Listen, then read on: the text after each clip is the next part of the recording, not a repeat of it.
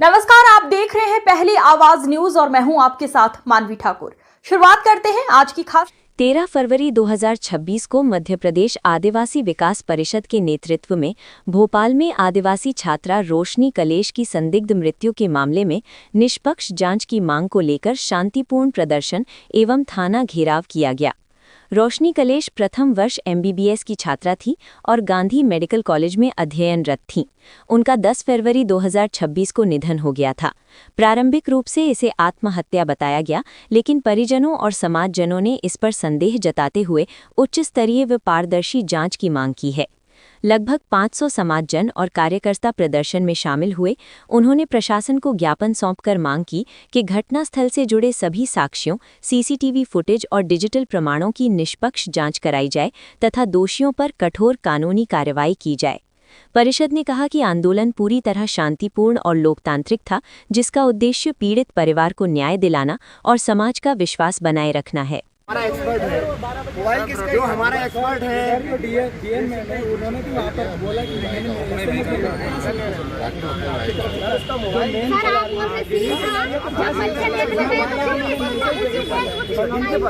Police को बुलाना चाहिए था ना, ये मामले में बंद मिला।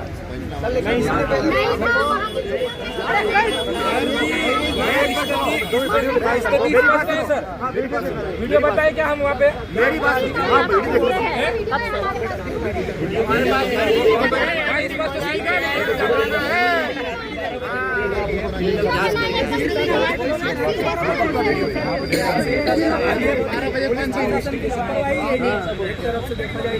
उस जगह को सर रात को 12 बजे क्या देखने गए? जांच हमारा एक्सपर्ट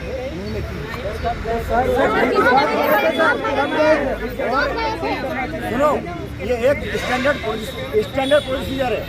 बिना FSL रुक तो जाओ भी, बिना कोई भी घटनास्थल हो कोई भी, उसकी जांच FSL एक्सपर्ट से करवाई जाती है। और FSL एक्सपर्ट हमारे जो है बिल्कुल निष्पक्ष हैं।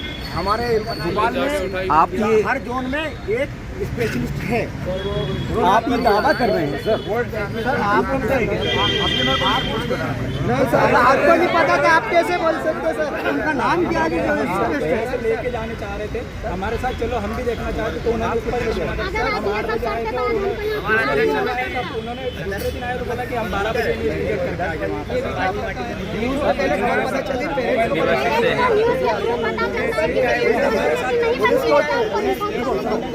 आपकी बात में आप पुलिस जांच आपको वही नाम जांच के लिए निकले, बोले ना सर। क्यों नहीं दिखा पाएंगे सर? क्यों नहीं दिखा पाएंगे?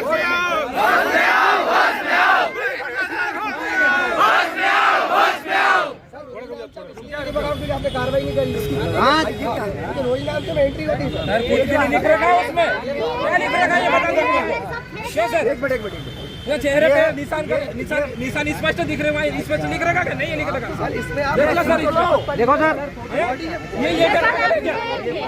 ये स्पष्ट दिख रहा है, नहीं दिख रहा सर? मतलब जो प्राथमिक सूचना आती है ना, ये वो है प्राथमिक सूचना। बिना डेड बॉडी देखे आपने प्राथमिक सूचना कैसे ले लिया? एक्सेप्ट कर लिया इसको? जांच करने गए हैं ना हमारे इसमें सर स्पष्ट लिख रखा है, देखा?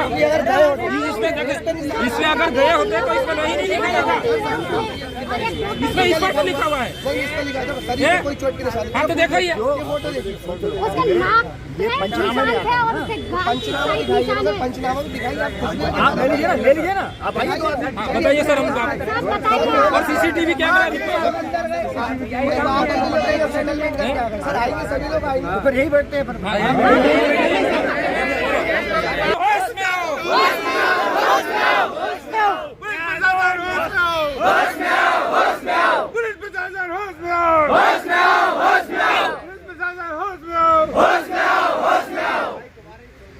रोशनी को न्याय दो, न्याय दो, न्याय दो, रोशनी को न्याय दो, न्याय दो, न्याय दो। सर आज कुछ आदिवासी संगठन के लोग यहाँ पर हंगामा कर रहे हैं पुलिस स्टेशन के बाहर। उनका कहना है कि जो रोशनी एक बेटी थी आदिवासी समाज से आती थी, उसके साथ कुछ गलत हुआ है, लेकिन पुलिस प्रशासन सही से कार्रवाई नहीं कर रहा है, FIR दर्ज कर रहा है। ये हंगामा नहीं कर रहे हैं, वो प्रश्न पूछने आए हैं पुलिस से। और वाजिब है उनका प्रश्न पूछना। उनकी बेटी का देहांत हुआ है तो उनको रोष होना चाहिए उनके मन में। उन्होंने वो जो प्रश्न पूछ रहे हैं, जो उन्होंने हमारे सामने अपनी बातें रखी हैं, तो हम उन पर कार्रवाई करने का उनको हमने आश्वासन दिया है और हम उनसे चर्चा कर रहे हैं। रही यहाँ तक जांच की बात, हमारी जांच बिल्कुल वरिष्ठ अधिकारियों के निर्देशन में सही दिशा में चल रही है। जैसी जांच में परिस्थितियाँ होंगी, उत्पन्न होंगी, वैसी कार्रवाई करेंगे। सर, छात्रों का ये आरोप है पुलिस के ऊपर कि जब वो पिछली बार आए थे तो उनके साथ सही से बिहेवियर नहीं किया गया था पुलिस के द्वारा, लेकिन आज आप हो इसलिए सही से बिहेव किया जा रहा है। नहीं, इसकी भी हम जांच करेंगे कि हमारे पास कैमरे लगे हुए हैं कि ऐसे कौन हमारा कर्मचारी है जिसने ढंग से बात नहीं की, तो उस पर हम कार्रवाई करेंगे। उनका ये आरोप भी है सर कि कार्यवाही रिपोर्ट नहीं लिखी जा रही है। नहीं, रिपोर्ट तो क्या है, ये मर्ग जो होती है, मर्ग जांच होने के बाद जो परिस्थितियां आती हैं, अगर संज्ञेय अपराध होगा तो संज्ञेय अपराध या जो भी परिस्थितियां होती है तो हम कार्रवाई करते हैं। तो मर्ग जांच होने के बाद होती है, वो विधि अनुसार कार्रवाई वैसी है। सर लेकिन आपने लिखित मांगा तो वकील साहब ने लिखित में दे दिए आपको ये एफआईआर दर्ज करेगा, फिर आप वो उन्होंने उसमें लिख के ये दिया है कि रोशनी कलेश के मामले में एफआईआर दर्ज करें। ये तथ्य संज्ञेय अपराध के तथ्य नहीं है। मर्ग जांच में जब जांच होगी, उस जांच के पश्चात जो तथ्य आएंगे उन पर एफआईआर होती है। सर 4 दिन हो गए अभी तक कोई जानकारी आई नहीं। कहाँ से? सर कहाँ सीसीटीवी फुटेज है ना? अब तो क्लियर नहीं दिख रहा था ये, उसके लिए हम क्या कर सकते हैं? सीसीटीवी फुटेज लड़की गई थी बाथरूम में, वो वीडियो कैसे स्किप हो सकता है? अब स्किप होना, मैंने आपसे पहले बताया कि अगर वो स्किप हो रहा है, स्किप मतलब किसी मशीन की गलती के कारण हो रहा है या किसी व्यक्ति ने किया है, इसकी जांच आरएफएसएल में होती है। हम उसको आरएफएसएल भेज रहे हैं, वहाँ से जांच होके आएगा कि वाकई में अगर किसी की मैकेनिकल किसी मनुष्य ने गलती करी है वो उसमें आ जाएगा। तो फिर तो निश्चित ही है कि गलती उसकी है। और अगर वो मैकेनिकल गलती, कभी कभी हमारे जो कैमरे लगे वो भी स्किप हो जाते हैं, जंप करते हैं कभी कभी। तो क्लियर दिख रहा है कि जो लड़की बाथरूम में गई थी बस वही क्लिप इसकी नहीं दिख रही। वही तो मैं कह रहा हूँ आपसे, तो स्पष्ट हो जाएगा ना। हम आप तो स्पष्ट नहीं कर सकते उसको, है ना? जी, मेरा नाम नीरज बारिबा है। आज पूरे आदिवासी विकास परिषद एवं अन्य संगठनों के द्वारा जो यहाँ पर धरना दिया जा रहा है, सिर्फ इसलिए दिया जा रहा है जो हमारी बेटी रोशनी कलेश, उनके पिताजी भी आज यहाँ पर आए हुए हैं। परिजन से हमारी बात हुई थी, कल हम जाकर डीन के पास गए, हम हॉस्टल के पास गए, लेकिन सभी लोग अपनी जिम्मेदारी से भाग रहे हैं। आज हम यहाँ पर थाने पे सिर्फ और सिर्फ एक मांग करने आए हैं कि हमारे बच्ची के जो हत्या हुई है, जो आत्महत्या लिखा हुआ है, हम साफ साफ बोलते हैं ये षड्यंत्रपूर्वक हत्या है और जो लोग जिम्मेदार हैं उसकी कार्रवाई की जाए। और हमें यहाँ पर एफआईआर करवाने आए, चूंकि भोपाल के अंदर कमिश्नर प्रणाली लागू है तो हम कमिश्नर साहब से ही बात करेंगे। हाँ ठीक है, एसीपी साहब ने जो हमें वादा किया है, लेकिन हम इससे संतुष्ट बिल्कुल नहीं है। और जब तक एफआईआर नहीं होगी तब तक हम टीआई साहब बिल्कुल एफआईआर करने से दूर भाग रहे हैं, क्योंकि उन्हें पता है कि इसमें जब एफआईआर करेंगे तो बहुत ऐसे मामले निकलेंगे जिसमें पता चलेगा कि ये आत्महत्या सीधे आत्महत्या नहीं है। जब हम देख रहे हैं उसका सब, इसमें साफ साफ बोला गया पीएम रिपोर्ट में, कॉज ऑफ डेथ में ये देखा गया कि पॉइजन की उससे मृत्यु हुई है, लेकिन हमारा ये कहना है उसके साथ मारपीट भी हुई है जहां पर। और बात ये है कि एसिड जो पी के जो हत्या हुई है, एसिड पी के जो आत्महत्या करी है, तो इसमें साफ साफ समझ में आ रहा है कि उसके कपड़े पे क्यों नहीं गिरा। क्या एसिड इतना, ये सीधा साजिश है और हम इसे हत्या मानते हैं। और जब तक ये हत्या का आरोप, हत्या के दोषियों को फांसी नहीं मिलेगी, सजा नहीं मिलेगी, तब तक हम यहाँ से नहीं उठेंगे। टीआई साहब का कहना है कि एफआईआर नहीं होगा, एफआईआर नहीं करने को तैयार नहीं है। पुलिस अपनी कार्रवाई से भाग रही है और सिर्फ ये बोल रही है जांच करेंगे, लेकिन कब जांच करेंगे? हम एक समय अवधि भी मांग रहे हैं, लेकिन कोई बात करने को तैयार नहीं है हमसे। इसलिए हम तब तक नहीं उठेंगे जब तक यहाँ पर पीएम रिपोर्ट में सीधा पॉइजनस डेथ बताया गया है। लेकिन हमारा ये कहना है कि ये जो सिर्फ उससे जो जहर से उसकी मृत्यु नहीं हुई है, इसे मारा गया है, मारपीट हुई है, और उसका पूरा जानकारी ली जाए। फिर से पीएम रिपोर्ट को हम चैलेंज करते, पीएम रिपोर्ट को फिर से जांच की जाए उसकी। अलीराजपुर के ग्राम कठीवाड़ा की निवासी थी।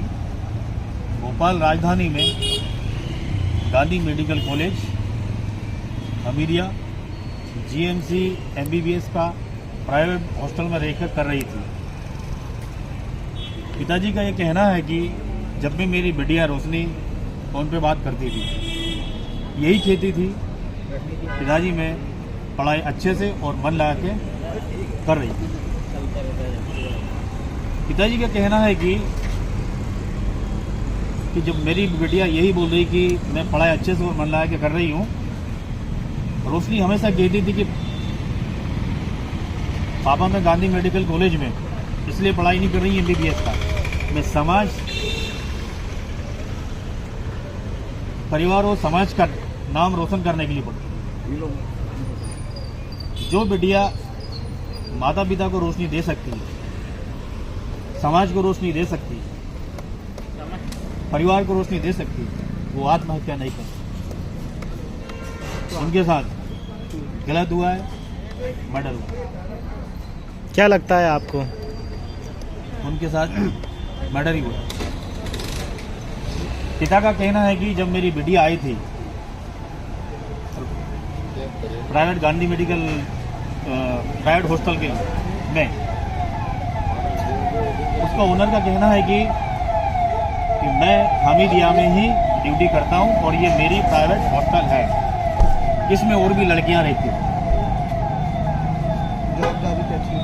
और आप भी इसमें आ जाओ, आपको सुरक्षा और सेफ्टी मिलेगी और ये खाने की भी सुविधा है, आपका टिफिन भी सेंटर, जो टिफिन भी आपको दिया जाएगा, आने जाने में भी आपको कोई तकलीफ नहीं आएगी। आश्वासन दिया है हॉस्टल के ओनर ने। तो पिताजी का कहना यह है कि अगर ये हुआ है तो मेरी बेटी ऐसे की आत्महत्या नहीं कर सकती। अरे हॉस्टल के ऑनर पुलिस के द्वारा उसको अपराधी माना गया है क्या इस पूरे में? हॉस्टल के वार्डन या ओनर के विरुद्ध उसके विरुद्ध FIR दर्ज करने के लिए हम कल 12 बजे से लेकर आज सुबह 5 बजे तक बैठे। पुलिस ने क्या चाहते हैं आप?